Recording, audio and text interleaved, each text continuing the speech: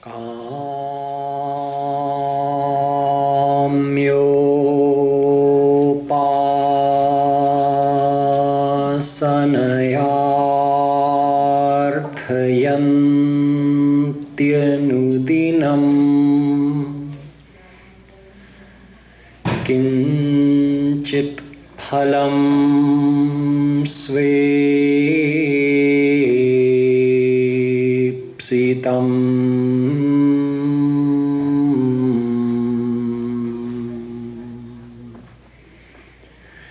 केचित् स्वर्गमथापवर्गमपरे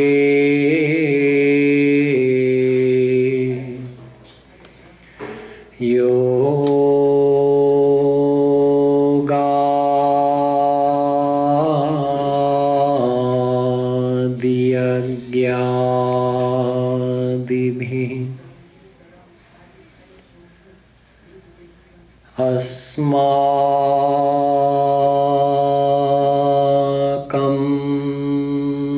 यदुनन्दनाङ्घ्रि युगलध्यानावधानार्थिनां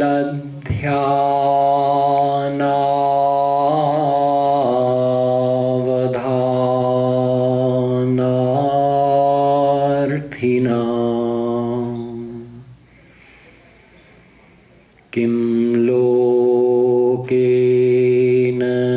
दमेन किं नृपतिना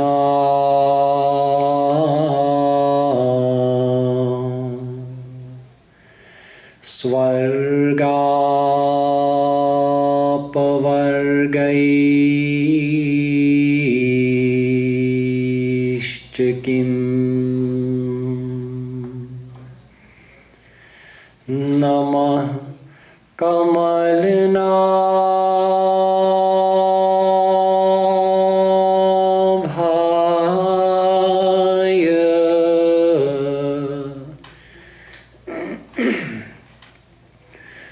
नमः कमलमालिने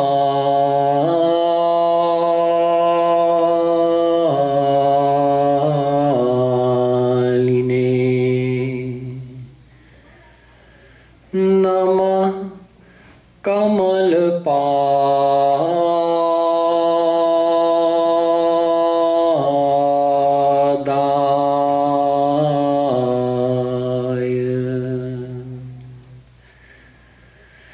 नमस्ते कमले क्षण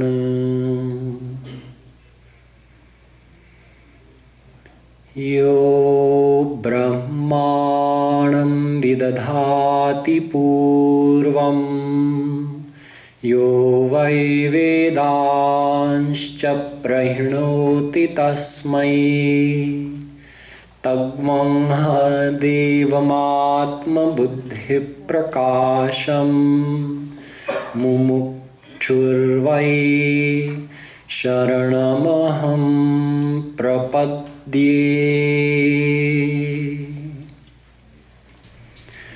So far in this series on the three paths to God, I explained to you why there are only three paths to God, because God is Sat Chit Anand.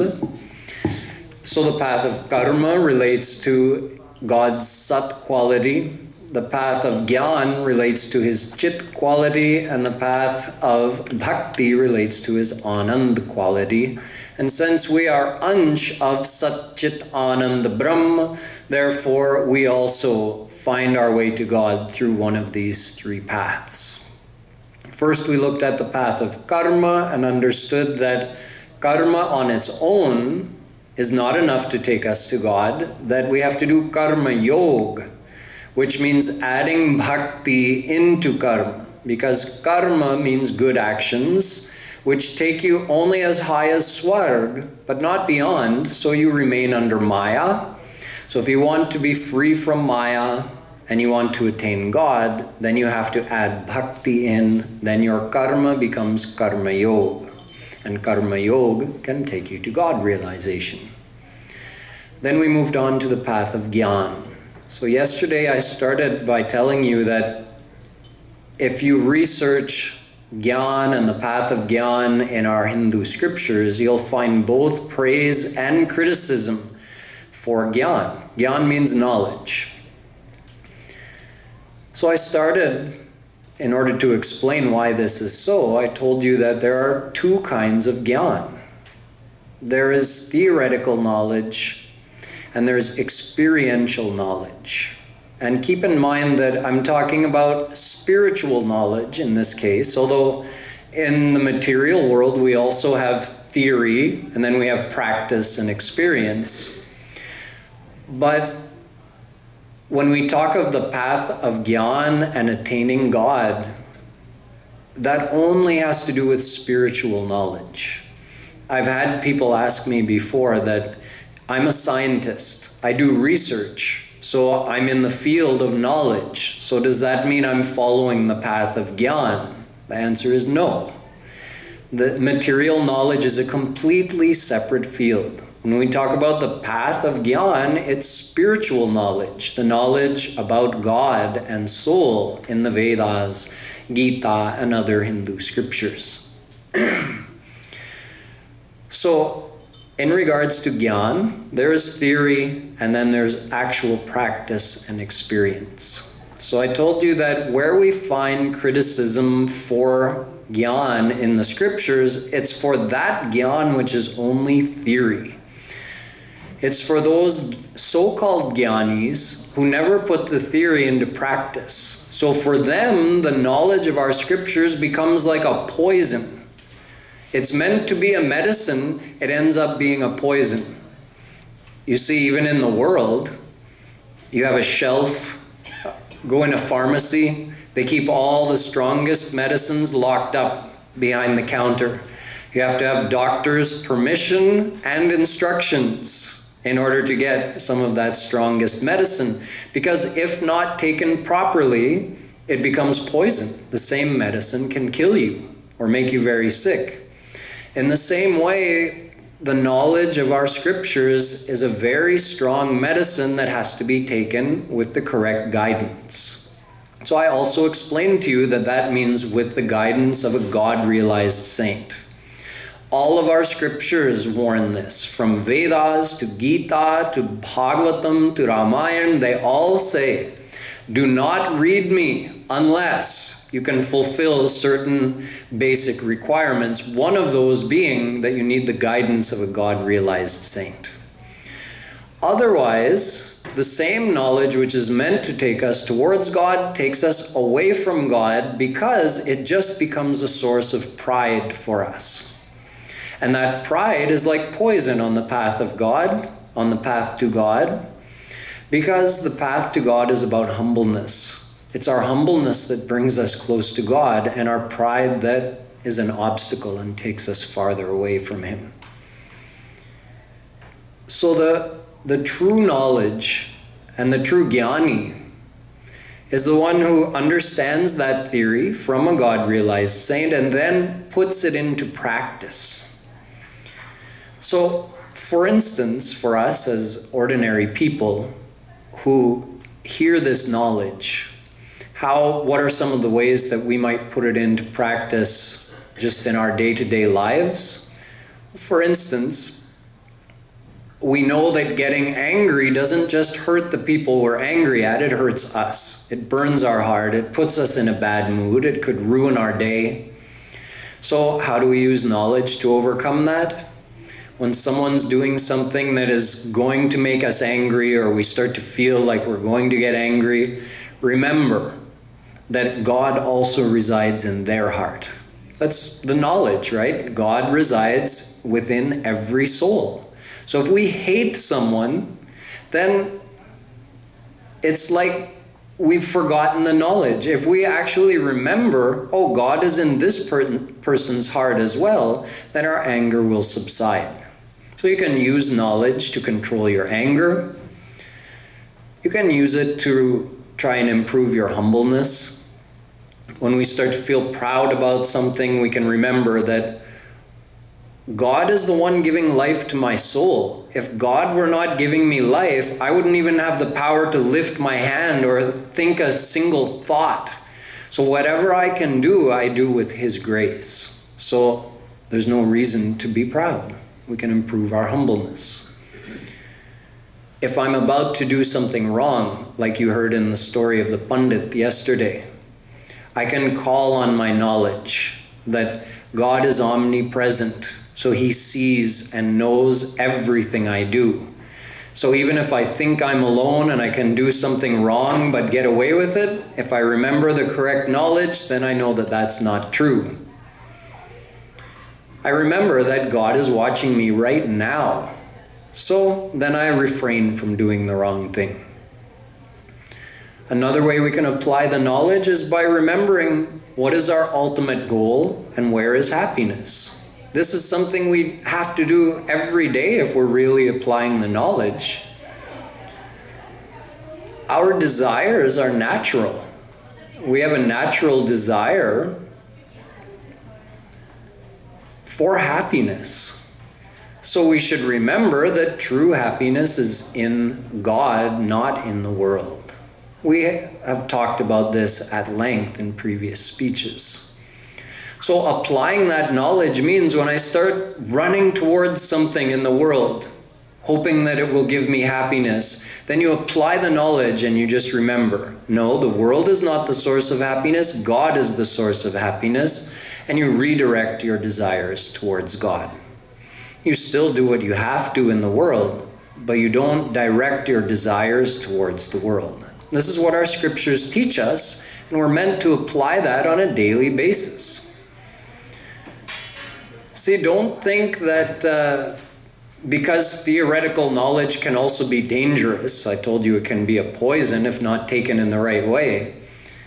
Don't think that it's not necessary. It is necessary. It's very necessary. Even on the path of Bhakti, Gyan is necessary.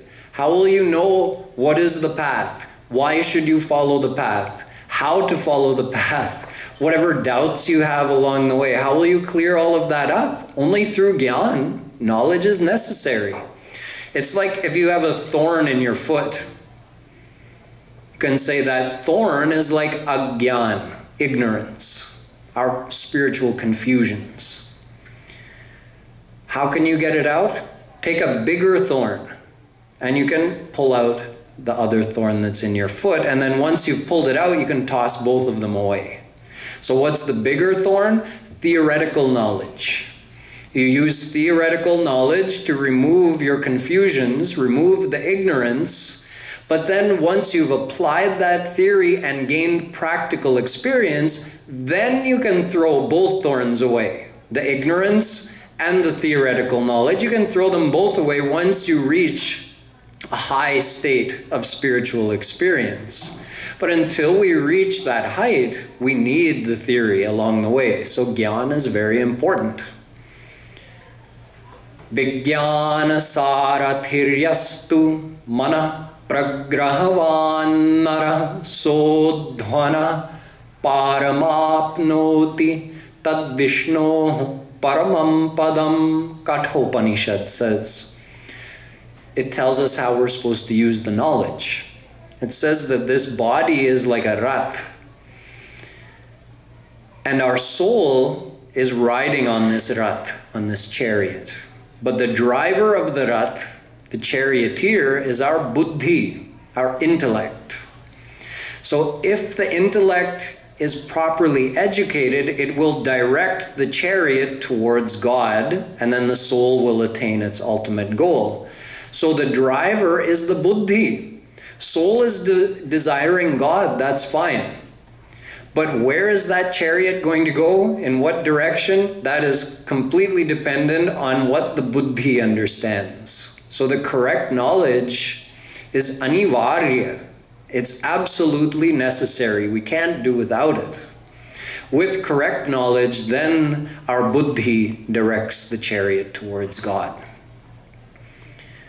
So if this knowledge is properly applied in our life, It takes us in the right direction. And in fact, the scriptures say that it should lead to love for God, a desire for God and love for God. Sa vidya tan matir yaya. The Bhagavatam says that that is true knowledge which leads to love for God. Understand through an example. Let's say there's a man who went to work, and while he was at work, he has a servant who tends the affairs of his house. So when he got home from work, he saw that there's a rock sitting on the dining room table. Just a big rock. He thought, what is this servant doing nowadays? Is he losing his mind? Why would he put a big rock on my dining room table? So he calls him, hey, what's going on? What is this? He says, there was a Babaji who came today. He came to the door and he said, this is a paras. You take this. Paras means it's a touchstone. If you touch that rock to a piece of metal like this, it would become gold. So the owner of the house just shook his head. He said, you believed him? This rock? You think it's a paras? You fool. He took that rock, he went outside the house and he just chucked it in the backyard. And there in the backyard there happened to be a couple pots and pans lying around. So the rock rolled and it came into contact with one of the metal pots and it turned into gold. And then the man, whoa, he went and picked it up, he touched it to the other pot, that turned to gold. His mind was swimming with the possibilities. I could be the richest person on the entire earth. Whatever I want to touch that's metal, I could turn into gold. He took that and he locked it away where no one would see it, and he kept it in the safest place. You see, what changed? His knowledge changed. First, he thought it was just an ordinary rock. He had no love for it, no care for it, and he felt no happiness seeing that rock.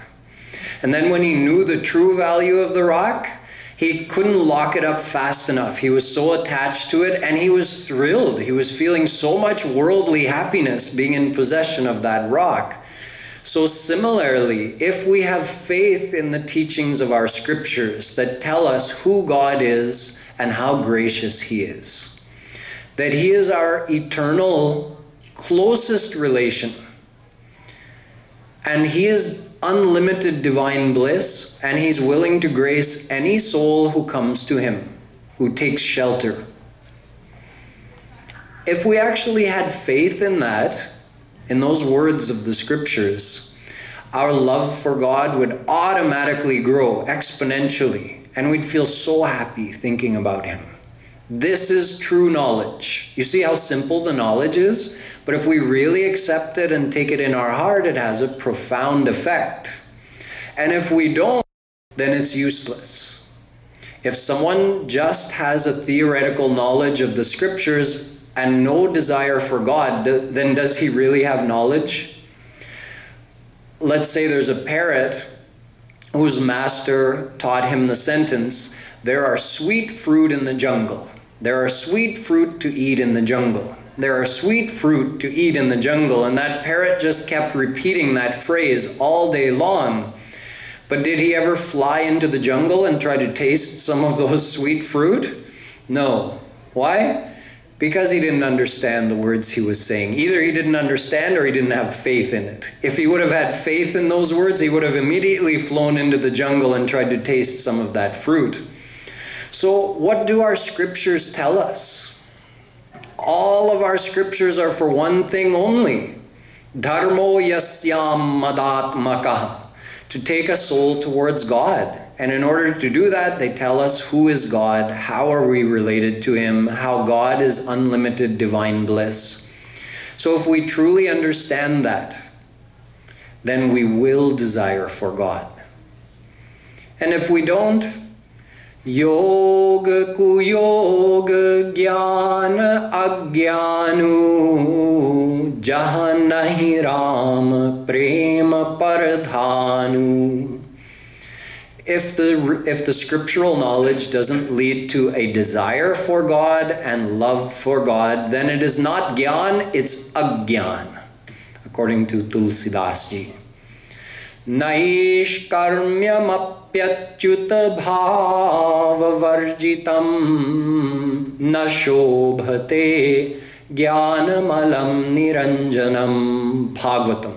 Naradji is telling Vedavyas that knowledge which doesn't lead to love for Sri Krishna, it's not of much value. Na shobhate.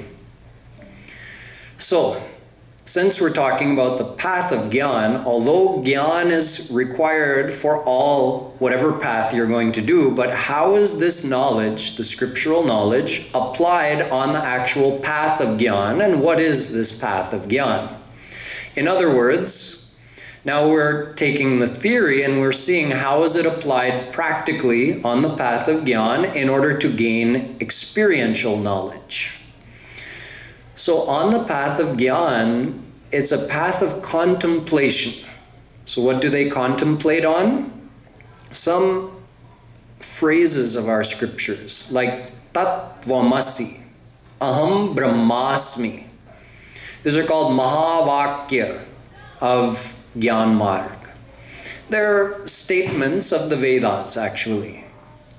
So Tatvamasi means you are Him, you are God. Aham Brahmasmi means I am God. So they meditate on this, on the path of Gyan. It starts with Shravan. Shravan means you listen from your Guru. Your Guru tells you these statements and instructs you on how to contemplate on them. And then you do the contemplation, Manan. So first Shravan, then Manan, then Nididhyasan, which means you enter into such a deep state of reflection on them that that's all you're thinking about. And then through this process, eventually you end up in Samadhi, which means a total state of absorption. So, Shravan, Manan, Nididhyasan, Samadhi. Through practicing contemplation in this way on these Mahavakyas, the Gyani who's following Gyan Marg, he transcends into deeper levels of consciousness. So first he's meditating on Tatvamasi. Then he goes to the second level and he starts meditating on Aham Brahmasmi. Then he drops the Aham. In stage 3, he's just saying Brahmasmi. In stage 4, he just says Brahm. Now stage 5, 6, and 7 are the further stabilization of this transcendental consciousness. It's called Sat Bhumi. On the path of Gyan, there are 7 stages of consciousness that the Gyani goes through, transcending deeper and deeper into his own states of his mind and deeper beyond the different phases of Maya. So eventually, when he reaches the 7th stage, that's the end of Gyan Marg. What is that called? Atma Gyan, knowledge of the self. Now he knows that he is the soul, he is not the body, he's not the mind. He knows I am the divine soul, this body is not me, and even my mind is not me, I am a soul. So to reach this point, he passed many layers of Maya. He passed Prithvi, then he transcended Jal, then he transcended Tej, then he transcended Vayu, then he transcended Akash, and then the final level he was able to transcend is called Ahankar. Even his own feeling of I am, he even transcended that. And he's just established in a pure state of mind. Now is this liberation? Is he liberated now that he knows his own self? Is he free from Maya? Has he known God? The answer is no. So you have the soul, you have Maya, and beyond Maya is God. So he transcended many layers of Maya. I told you he transcended Prithvi, Jal, Tej, Vayu, Akash, Ahankar, but there's still 2 more layers of Maya. It's called Mahan and Mool Prakriti Maya. So he has not transcended Mahan or Prakriti. He would have to go beyond those in order to be free from Maya. But he can't. The path of Gyan only takes you up to that level, what I told. Understand it another way. There are 2 kinds of Maya that bind a soul. One is called Jiva Maya and one is called Guna Maya. So he's able to defeat Jiva Maya, he can't defeat Guna Maya. Jiva Maya is called Swarupavarika Maya. It means Maya makes you forget who you are. And Vikshepatmika Maya, having forgotten who you are and identifying with the physical body, you then get attached in the world. So the Gyani transcends this. He removes his worldly attachments and he remembers that I am the soul. So he has defeated Jiva Maya through his own contemplation and practice of samadhi. But he cannot defeat Guna Maya. Understand it like this. Maya has 3 qualities: Sattva, Raj, Tam. So Sattva, that's the Guna Maya, and Raj and Tam, that's the Jiva Maya. It's also called Vidya Maya, Avidya Maya. So he can defeat Avidya Maya. He can defeat Tamogun and Rajogun and establish his mind in Sattvagun, but he cannot defeat Sattvagun. To defeat Sattvagun, to defeat Vidya Maya, he needs the grace of God. See, so far the Gyani's been practicing contemplation. That's it. That's the intellectual approach of the path of Gyan. Through that he entered into samadhi. Through that he purified his heart and removed his attachments, established himself in the knowledge of self, atma Gyan. But that's it. He couldn't defeat the final layer of Maya. You can say the original veil of Maya. He can't defeat through his own effort. That can only be defeated through the grace of God. Why? Daivi hyesha gunamayi mama maya duratyaya. Shri Krishna says this Maya is mama maya, my power. So any power of God, and Maya functions with the power it receives from God. Therefore, in terms of strength, Maya has God's strength. So in order to defeat Maya, someone would have to be strong enough to defeat God. And since no soul is that strong, then no soul can defeat Maya on their own. So the second half of that verse is Mameva ye prapadyante maya metam tarantite. He says, if that soul surrenders to me, I take him across Maya. Very simple. The Gyani can go to a certain level through his own effort, then he has to surrender to God. God graces him, and through his grace, he defeats the final level of Maya and is liberated. So Gita says, Sattvat sanjayate jnanam. Through Gyan, you can establish yourself in Sattvaguna of Maya. Bhagavatam says, Kaivalyam Sattvikam Proktam.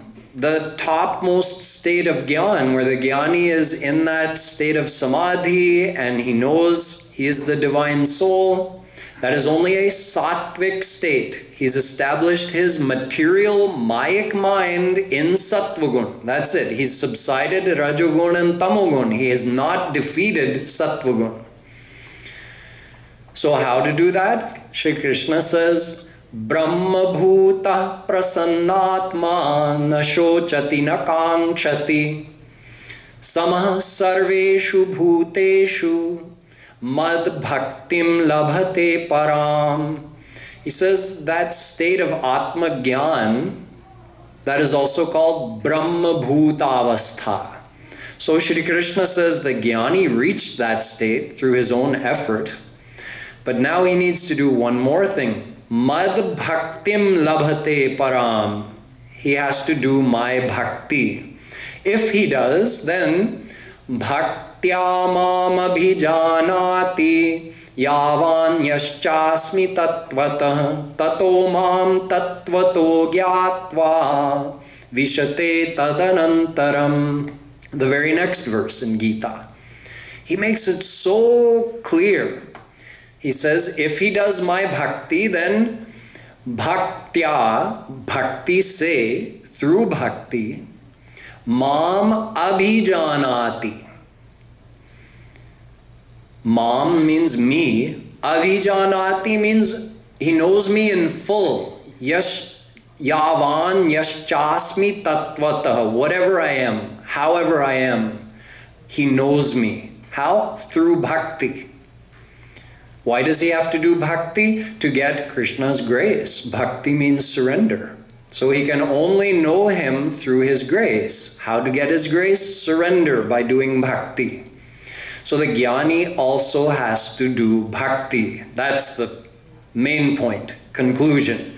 Gyan is not an independent path. It cannot even take you to liberation, let alone knowing God, without adding in bhakti. So just as karma is incomplete without bhakti, Gyan is incomplete without bhakti. See, he knew his own self, but your soul is ansh of Bhagwan.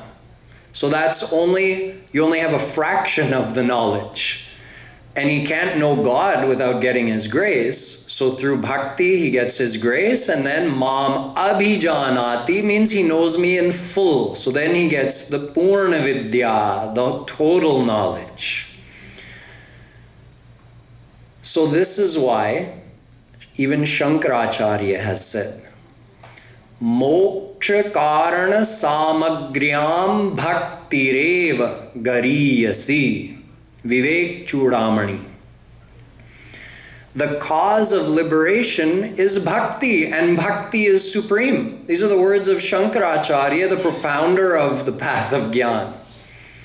He goes on to say, tad anugraha hetukenaiva Vigyanena moksha siddhir bhavitum arhati.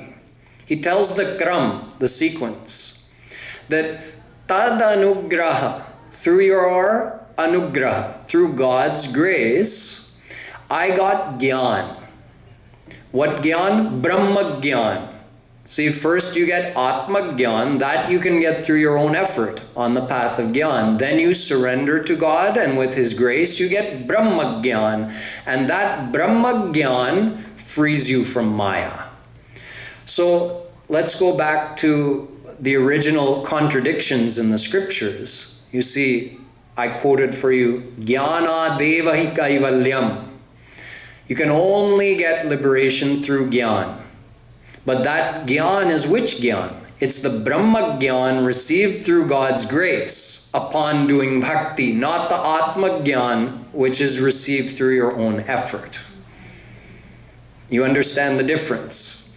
Atma Gyan does not give liberation, and that's all you can get is Atma Gyan through the path of Gyan.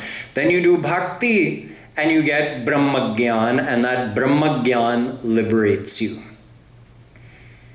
Rite Gyanan na mukti. You can't get liberation without Gyan, but that Gyan is Brahma Gyan.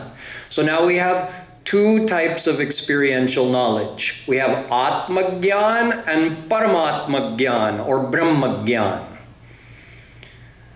Now what happens if the Gyani doesn't surrender to God? He doesn't do bhakti. He became Atma Gyani, but he doesn't do bhakti. What happens? Let's ask Shankaracharya. Arudha yogopi nipatyete dha. He falls. Yen yera vindaksha vimuktamaninas tvayasta bhavada vishuddha buddhaya aruhya krichrena param padam tatah patantyadho nadrita yushmadangraya. Bhagavatam. He reached the height of Gyan, aruhya krichrena parampadam. But because he doesn't surrender to God and ask for His grace, therefore patanti adha, he falls down into the world. Because as long as he's in his samadhi, he's fine. See, he enters into samadhi and he's in a thoughtless state. While he's in that state, Maya can't bother him. The desires and other emotional attachments of the world, they can't bother him. It's like, let's say you're being chased by bees and you find a pond and you jump in. So as long as you hold your breath and you're underwater, the bees aren't stinging you. But as soon as you come up, they attack again. So as soon as that atma gyani comes out of his samadhi, Maya is there. So eventually he's going to fall. Maya is going to pull him down. Balada krishya mohaya mahamaya prayachati. Our scriptures say that Maya is so strong that it will even pull that atma gyani back down into the muck of this Maya. So no one can remain an atma gyani forever. Having become atma gyani, either you surrender to God and get liberated, or eventually you fall back down into this world. So again, we see the reason for both praise and criticism for Gyanis in our scriptures. The praise for Gyanis is for those Gyani Bhaktas.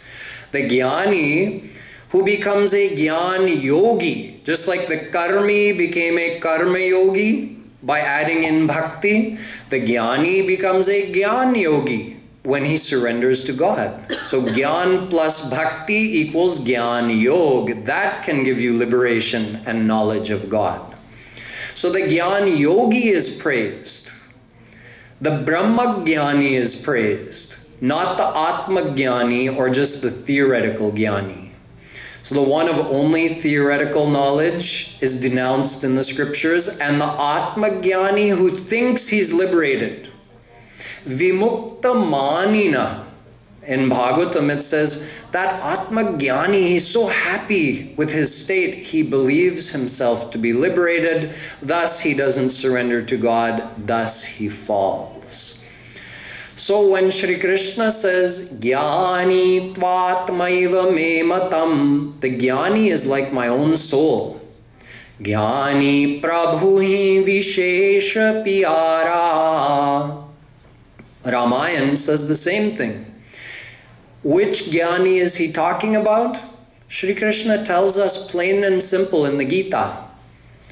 Chaturvidha bhajante mam jana sukritinor arto jigyasurartharthi gyani cha bharatarshabha.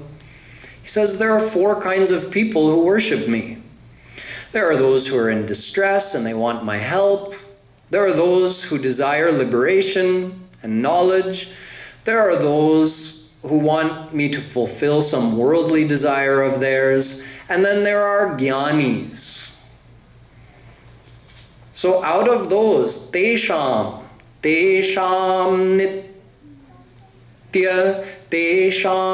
Gyani Nitya Yukta Eka Bhaktir Vishishyate. He says out of those four, which is Vishishyate, the Bhakt, the Gyani Bhakt, in other words, the Gyan Yogi, the one who has knowledge and uses that knowledge to surrender to God, he is praised. Bhagati hina viranchikina hoi sab jiva hi mohi sam priya hoi bhagati vanta ati nichahu prani mohi prana priya asi mama bani. Ramayana. The one who has bhakti is praiseworthy. The Gyani who has bhakti is praiseworthy. And if he doesn't have bhakti, then again come back to where the gyani is criticized. Te jad kam dhenu griha tyagi khojat aku phirahi payalagi. Leaving the Kamadhenu in the house and going out and wandering in the desert looking for the poisonous milk of the milkweed plant is like not doing bhakti and just trying to attain liberation through just gyan alone. It's the same level of foolishness. Te shat maha sindhu bina tarani Peri par chahi jad karani. Or like leaving the boat behind and trying to swim across the ocean. That's like neglecting bhakti and trying to get liberation just through gyan.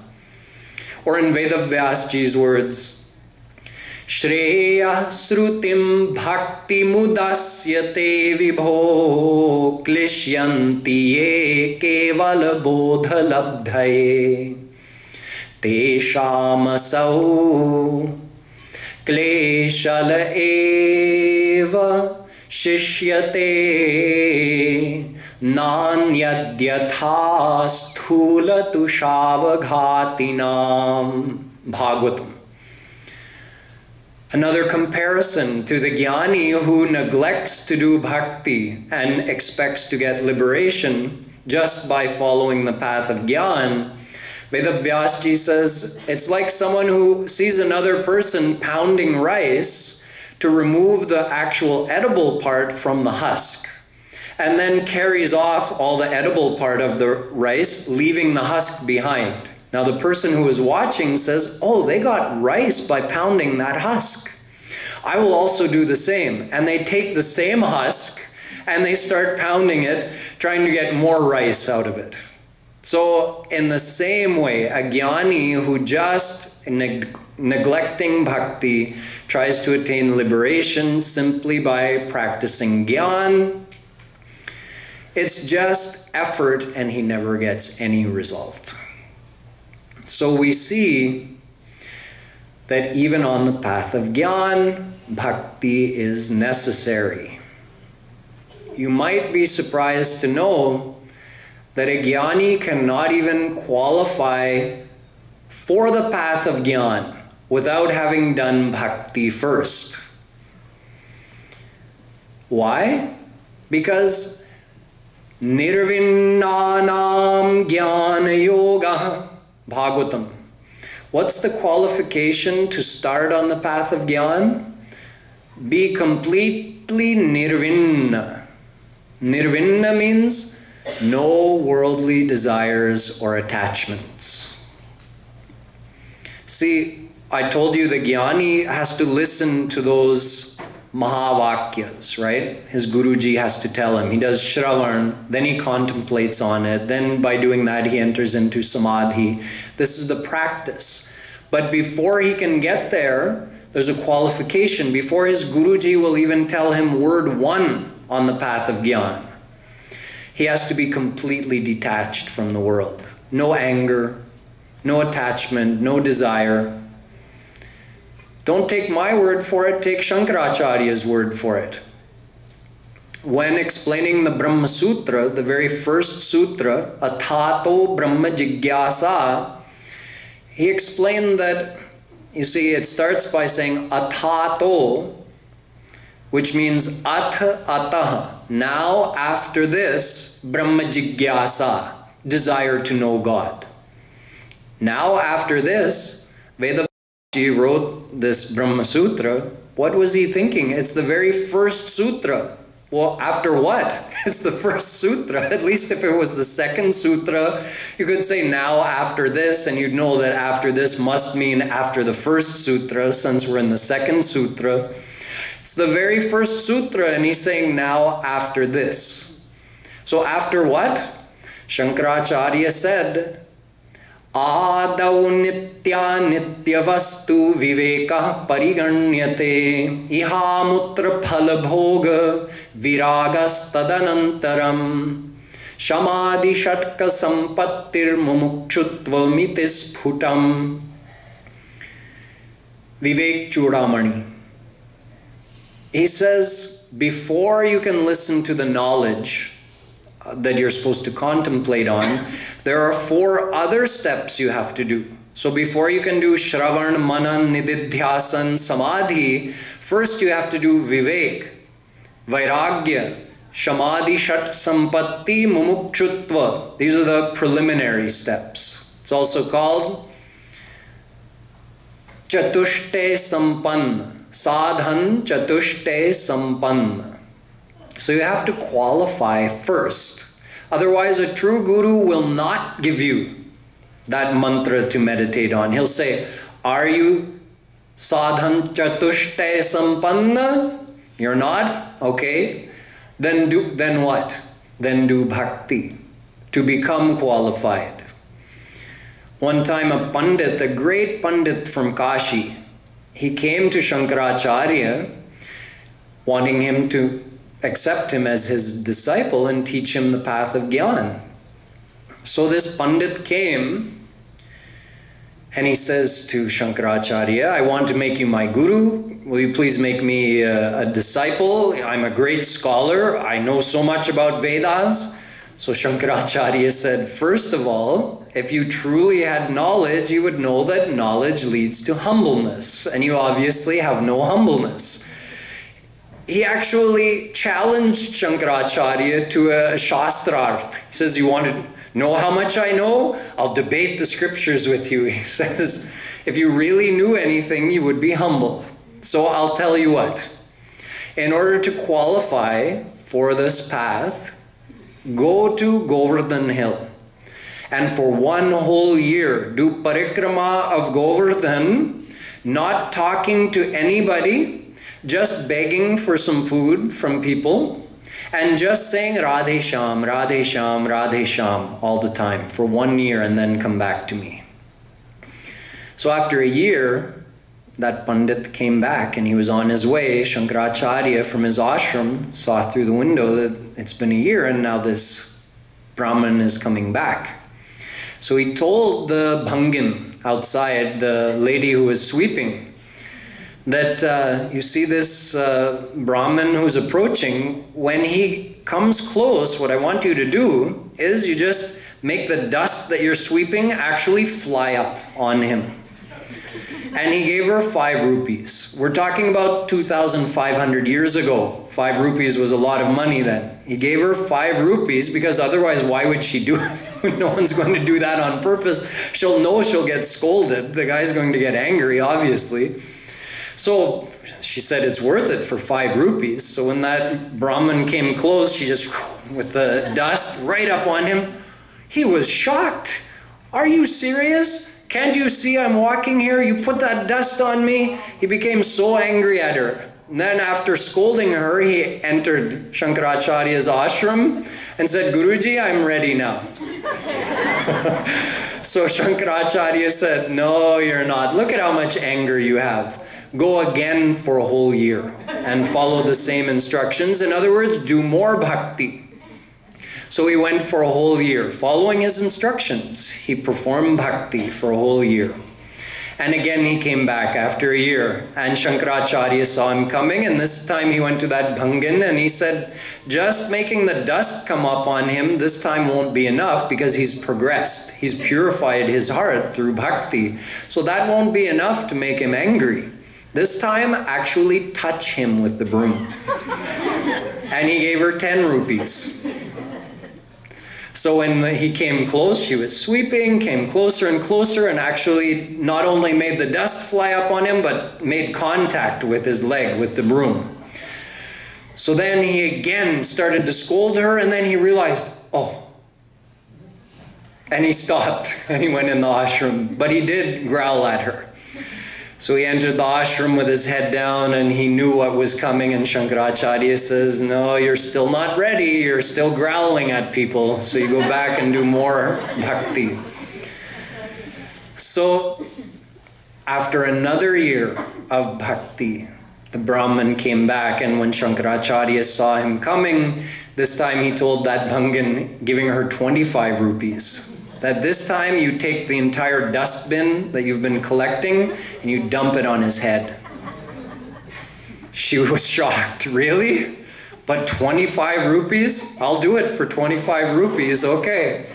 So when that Brahmin came, she just walked up beside him and emptied the whole thing on his head. Can you imagine? And this time, he fell at her feet and said, Ma, you are my first guru. You have brought me to Shankaracharya. You have made me qualified to receive his knowledge. So then when he entered the ashram, Shankaracharya said, now you're qualified. So this is Gyan Marg. Compare Bhakti Marg. Na nirvinno nati sakto bhakti yogosya siddhida Bhagavatam. Don't be completely nirvin and don't be completely asakt. It means don't be so asakt in the world that you have no desire for God, but don't be completely detached from the world either. So who's qualified for bhakti? Everybody. All of us sitting here, we all have some desire for God and none of us are completely detached. So in other words, the qualification for bhakti is very easy. Everybody qualifies. And the qualification for Gyan is next to impossible. How many of us sitting here would be qualified for Gyan Marg? In the whole world, how many people would be qualified for Gyan Marg? So even the qualification.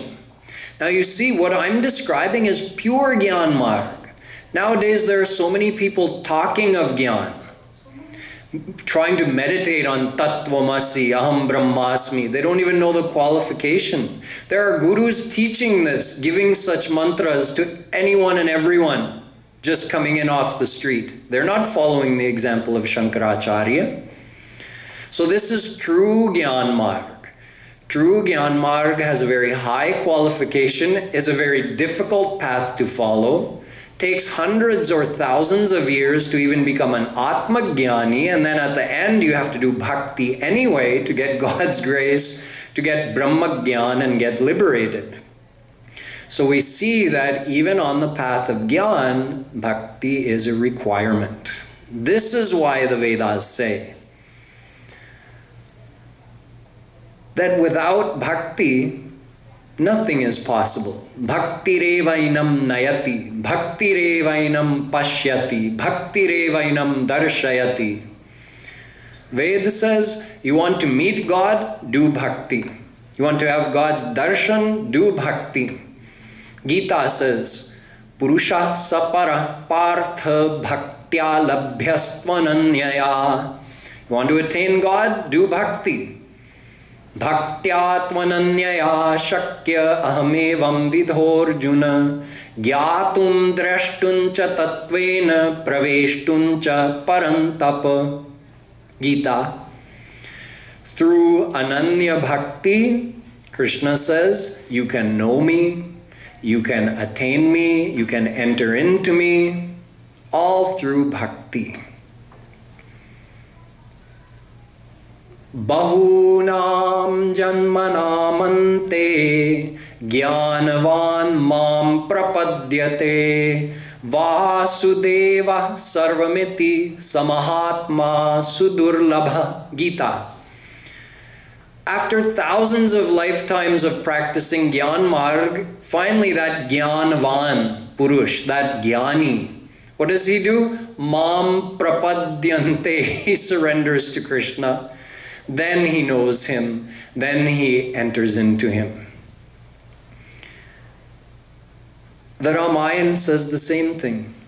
Sadhak siddha vimukta udasi kavi kovid kritagya sannyasi yogi sur sutapas gyani dharma nirat pandit vigyani tarahina binu se ye mam swami ram namami namami namami. Tulsidas Ji says everybody, gyani, yogi, vimukt, Vimukt means the atma gyani who thinks he's liberated. They all have to do bhakti to my Lord Ram. In Gita, tapasvibhyo dhiko yogi gyanibhyo pimatodhika karmibhyaschadhiko yogi tasmad yogi bhavarjuna. Here yogi means the one who surrenders to God. In other words, a bhakt. So he says the karmi has to become a bhakt. The gyani has to become a bhakt. The tapasvi has to become a bhakt. Everybody has to do bhakti. Bari mathe baru hoy ghrita sikatate baru tela binu hari bhajan na bhavatariya yah siddhantaya pela. Ramayana. Even if someone could do other impossible things like churning water and getting butter, or squeezing a rock and getting oil, even if they could do that, they still couldn't cross this ocean of Maya without doing bhakti to my Lord Ram. Bhaktya hamekaya grahya Bhagavatam. Shri Krishna says, I am only attainable through bhakti. What about other paths? Na sadhayati mam yogo na gyanam dharma uddhava na swadhyayastapastyago yatha bhaktir mamorjita. I am only conquered by bhakti, Shri Krishna says in the Bhagavatam. I am not attainable through any other means. Gyan, yoga, dharma, karma, study, not through any means. So we see that bhakti is required. Now the gyani who does bhakti is called a gyan yogi. So he is worshipping God, but he is worshipping God in his formless form. And the bhakti yogi, he's worshipping God in his personal form, but both are worshipping God, both are doing bhakti. So now the question is, what is the better way of worshipping God? By worshipping God in his personal form as a bhakti yogi, or by worshipping God in his impersonal, formless form as a gyan yogi? Which one is better? That's what we need to know. And luckily for us, Arjuna asked this very question to Krishna in the Gita. So what Shri Krishna told him, you will find out tomorrow.